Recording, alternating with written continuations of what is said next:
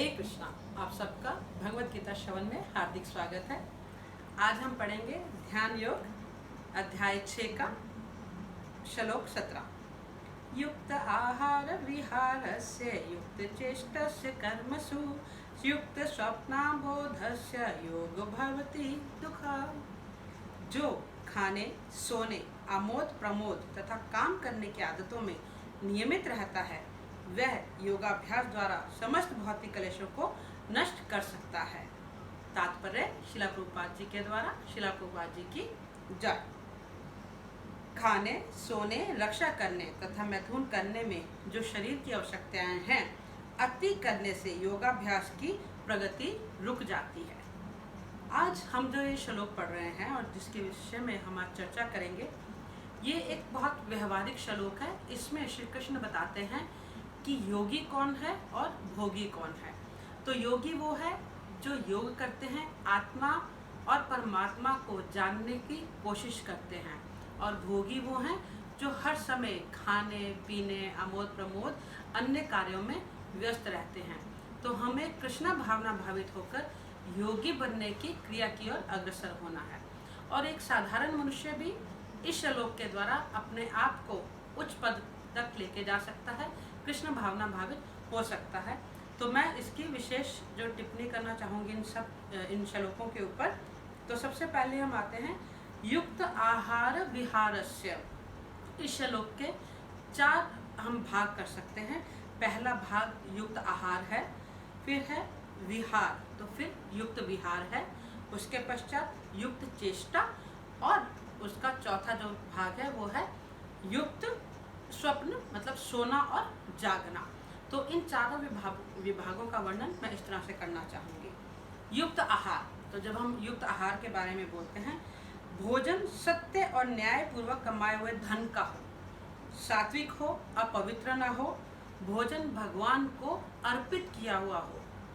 मतलब हम जो भी अपने घर में भोजन पकाएं, पहले इस बात का ध्यान दें कि जो हम कमाकर लाए हैं धन, वो सात्विक हो, वो धन अच्छे कर्मों से कमाया हुआ हो, और उसके बाद उस कमाए हुए धन का जब हम भोजन घर में आपने बनाए, वो कृष्ण को भोग लगा हुआ हो। तो कृष्ण भावना भावित होते हुए हमें इस बात पर विशेष ध्यान रखना है कि हम किस तरह का भोजन करते हैं, कहाँ से भोजन आता है, कौन बनाता है, और ये भोजन जो है हमारे कृष्ण को भोग लगा हुआ होना चाहिए।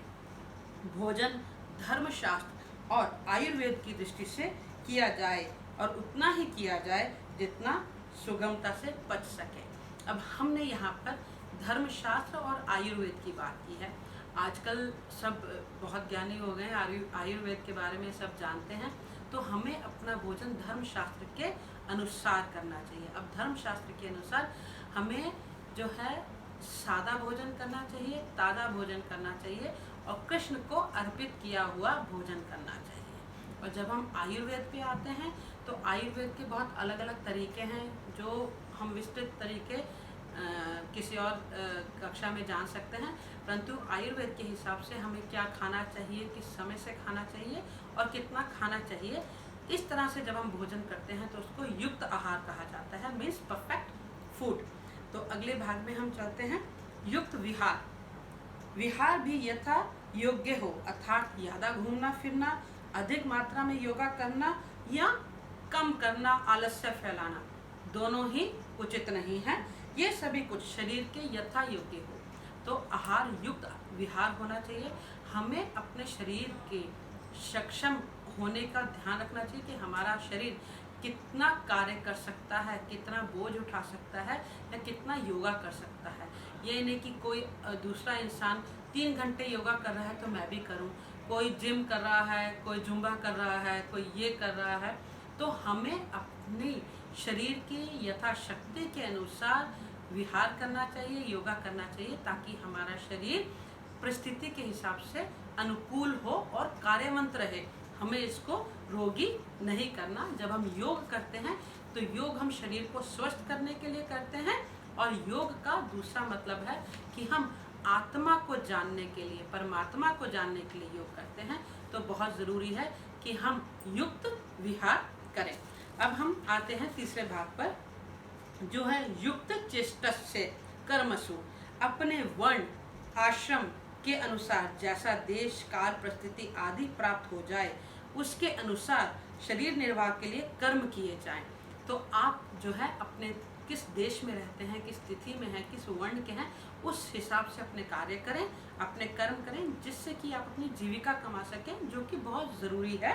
और अपनी शक्ति के अनुसार परिवार समाज की प्रसन्नता पूर्वक शास्त्र के अनुसार धर्म के अनुसार सेवा कर पाएं, उसी का नाम युक्त चेष्टा है। तो जो जीवात्मा इस संसार में आई है, भौतिक संसार में आई है, वो जीवन निर्वाह के लिए जो कर्म करती है वो स्थिति को देख के, देश को देख के और काल को देख के सात्विक गुणों में जाकर उस कर्म को करें, जो कि युक्त चेष्टा होगी, जिससे कि उसका परिवार सुखी रहेगा और वो खुद भी सुखी रहेगा। अब हम इसी श्लोक के चौथे भाग में आते हैं। युक्त स्वप्न बोधस्य, पर्याप्त मात्रा में सोना जिससे जागने के समय निद्रा या आलस्य ना सताए। अब पर्याप्त मात्रा में सोना, सोने का जो भाग है 6 से 7 घंटे सोना किसी के लिए पर्याप्त है, किसी के लिए 4 से 5 घंटे सोना पर्याप्त है और किसी के लिए 12 घंटे सोना भी पर्याप्त नहीं है। परंतु आलस्य को छोड़ के, निद्रा को छोड़ के हमारे पास 24 घंटे होते हैं। तो हम जब इन विभागों को देखें और हम 8-8 घंटे हर विभाग को दें तो 8 घंटे की निद्रा हमारे लिए बहुत बहुत है।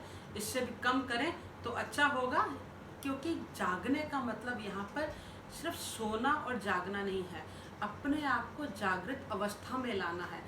मतलब आत्मा से जागना है, सिर्फ शरीर से नहीं कि सोए और उठ गए, नहीं, आपको अपनी आत्मा को जागृत करना है। जब अपनी आत्मा को जागृत करेंगे तो इसको युक्त स्वप्न अवबोध कहते हैं। अवबोध मतलब अपने आप को जागृत करना, आत्मा और परमात्मा के विषय में जानने के लिए। तो ये 4 विभाग सभी कर सकते हैं। ये 4 विभाग जो है हमारे व्यवहारिक जीवन में है। तो ये जो श्लोक आज हमने पढ़ा है ये हमारे व्यवहारिक जीवन में बहुत उचित है। इसको अगर हम एक साथ देखें कि हमें कर्म कैसे करने हैं, हमें आहार कैसा करना है, हमें विहार कैसा करना है और हमें सोना जागना, ये सब अगर हम नियमित कर लें तो हम कृष्ण भावना भावित की ओर बहुत अच्छे से अग्रसर हो सकते हैं। तो आगे इसमें बोला है, इस श्लोक को सभी साधक काम में ला सकते हैं और जीवन को सार्थक बना सकते हैं। जब हम कृष्ण भावनामृत में आते हैं, कृष्ण के प्रति सजग होते हैं, तो इसको हम दूसरे अभिप्राय से भी मैं इसको बताना चाहूँगी कि इन 4 बातों को आप 2 विभाग कर लीजिए। जब हम कर्म करते हैं, ठीक है, मतलब उपार्जन हम कमाते हैं, तो हम क्या कमाते हैं, हम कर्मों को कमाते हैं, और जो हम खर्चा करते हैं वो है व्यय करना। तो हम अपने आहार को, विहार को, सोने को खर्च करते हैं। तो कर्म करना और जागना मतलब हम कृष्णा के बारे में जानते हैं, हम अपने कर्म करते हैं, ये हम कमा रहे हैं। तो हमें ये सब कुछ सतोगुण में करना है, अधिक से अधिक कमाना है। अगर हम इसे 8 घंटे करते हैं तो 10 घंटे करें, 12 घंटे करें, और जो हम खर्च कर रहे हैं खर्चा कम कर देना है। मतलब हमें आहार, विहार और सोना जागना ये कम कर देना है। तो इस प्रकार से ये श्लोक हमारे व्यवहारिक जीवन के लिए बहुत ज़रूरी है। इस पर कृपया ध्यान दीजिएगा। इस श्लोक को मैं दोबारा से एक बार पढ़ के सुनाऊंगी। युक्त आहार विहारस्य, युक्त चेष्टस्य कर्मसु, युक्त स्वप्न अवबोधस्य योग भवति दुखा। हम अगर अपने आहार, विहार, खाने पीने और जागने की स्थिति को अपने कंट्रोल में कर लेंगे, अपने नियंत्रण में कर लेंगे, तो हम सभी तरह के दुखों से दूर हो जाएंगे, क्योंकि हम इन सब को संयोजित तरीके से करके कृष्ण को अर्पित करेंगे, कृष्ण भावना भावित में जाएंगे और कृष्ण के प्रेम की ओर अग्रसर होंगे। इसी के साथ इस कक्षा को विराम दूंगी। हरे कृष्ण।